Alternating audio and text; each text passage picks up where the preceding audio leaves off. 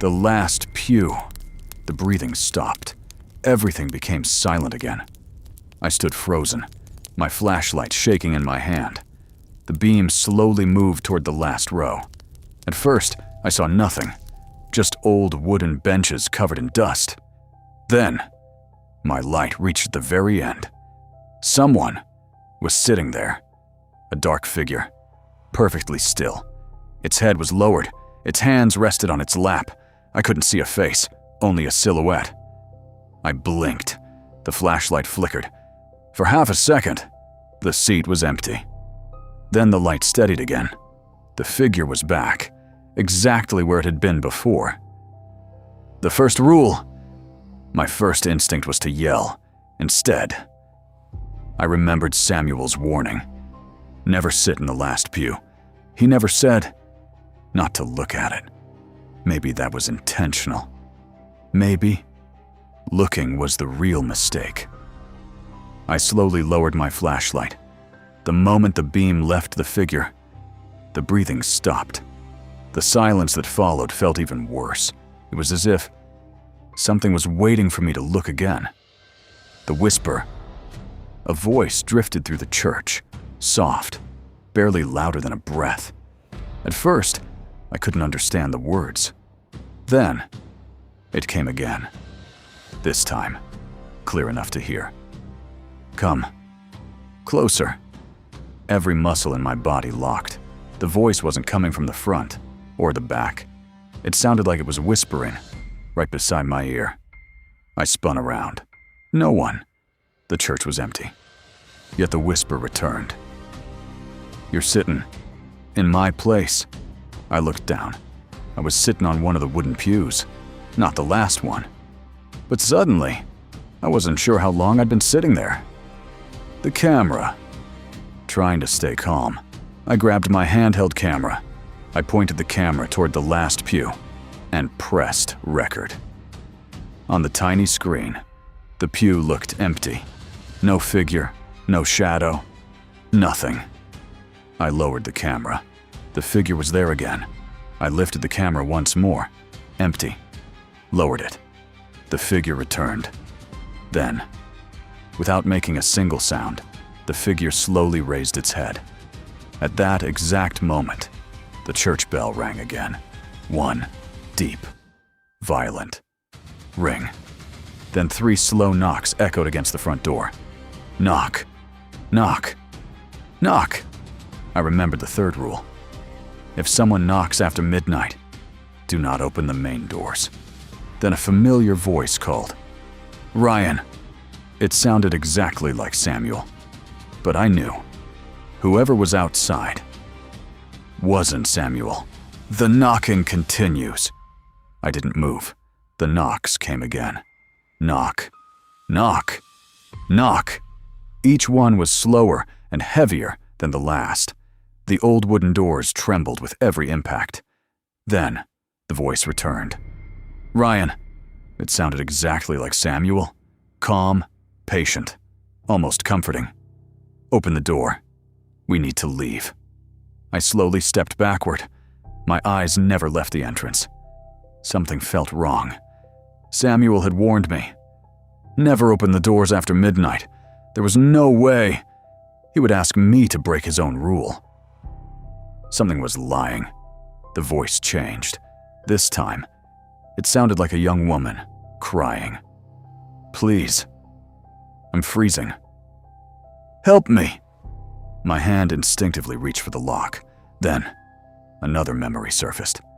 Samuel never said. Who would knock? He only said. Never open the door, no matter who they sounded like. The crying suddenly stopped. Silence. Then, a child's voice whispered.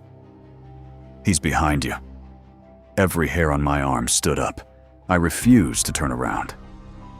The mirror, near the altar. An old decorative mirror hung on the wall. Without thinking, I looked at it. The reflection showed the entire church behind me. Every pew, every window, every shadow. At first, everything looked normal. Then, I noticed someone standing only a few feet behind me. A tall, black figure, its head tilted unnaturally to one side. I spun around instantly. Nothing. The church was empty. I looked back into the mirror. The figure was still there. Only now, it was smiling. The door handle moved. The front door handle turned slowly. Once. Twice. Then it stopped. Whoever was outside was trying to come in. The lock held. For several long seconds, nothing happened. Then, 3 slow scratches echoed across the wood. Scratch. Scratch. Scratch. As if long fingernails were dragging across the door. A cold breeze swept through the church. That made no sense.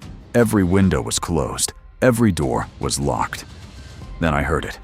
Not from outside. From inside the church. A whisper. Very close. So, you remembered the rules.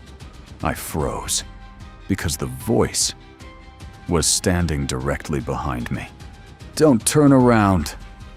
The whisper came again, closer this time. So, you remembered the rules. Its breath felt cold against the back of my neck. Every instinct told me to turn around. But something inside me said that would be a mistake. I squeezed my flashlight so tightly, my hand began to shake. The church had become completely silent. No bell, no wind, no footsteps, only breathing. Slow, deep, inhuman breathing. The first glimpse. I slowly lifted the old mirror from the wall. If something was standing behind me, I wanted to see it without looking directly at it. The reflection trembled in my hands. At first, nothing. Then, a shape slowly appeared. A tall figure, at least 7 feet high. Its arms were unnaturally long. Its black clothes looked burned, as if they had been pulled from a fire. Then, its head lifted. Where a face should have been, there was only darkness. 2 pale white eyes opened inside the black void. They weren't glowing. They simply didn't belong in this world. It smiled. The creature slowly tilted its head. Then, without moving its lips, I heard a voice. You looked. My heart nearly stopped. The thing hadn't spoken. The words echoed inside my head. Then, a smile appeared. Too wide. Far wider than any human mouth. Its teeth looked broken, sharp, uneven. The smile kept growing, as if its face wasn't finished stretching. Then, it took one slow step toward me. The basement door. Before the creature reached me, a loud crash echoed through the church. Bang! The old wooden door beside the altar flew open by itself. Cold air rushed out from the darkness below. Stone stairs disappeared into a black basement. Then I heard another voice. This one sounded human. Weak. Desperate. Ryan, down here. Please hurry. I froze. The voice sounded exactly like mine. My own voice was calling me from beneath the church. I looked back at the mirror. The creature was gone. But the basement door was still open. Waiting. As if something below wanted me to come down. The stairs below. I stood frozen, staring into the darkness beneath the church. The basement door had never been opened before. A freezing wind drifted up the stone staircase. It carried the smell of wet earth, old wood, and something metallic. Blood. My flashlight barely reached the first few steps. Everything below disappeared into complete darkness. Then, my voice echoed again. Ryan, I'm down here. Hurry! I swallowed hard. It sounded exactly like me. Every pause, every breath, every word. Breaking the rule. I remembered something.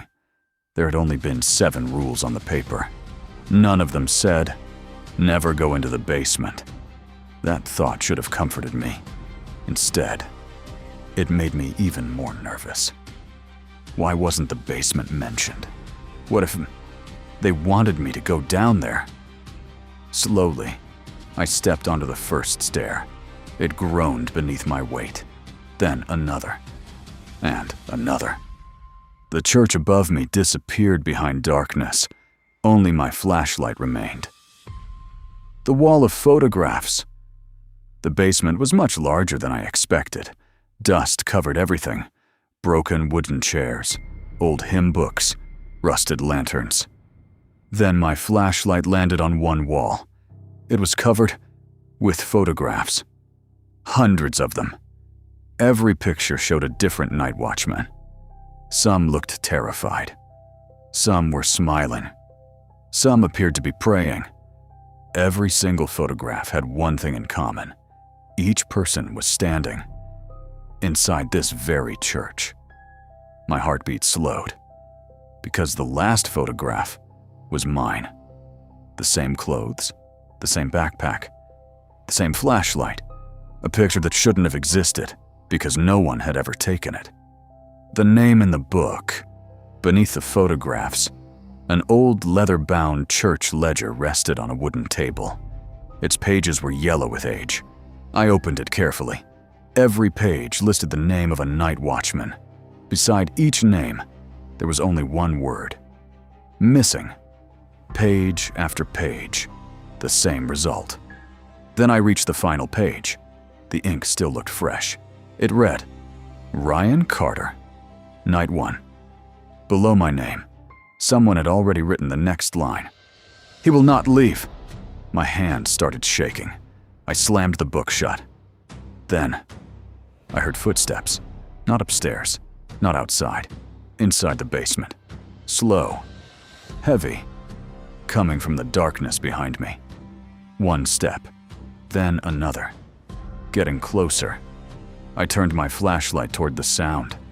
The beam caught two pale white eyes, slowly opening in the darkness. Then, everything went black.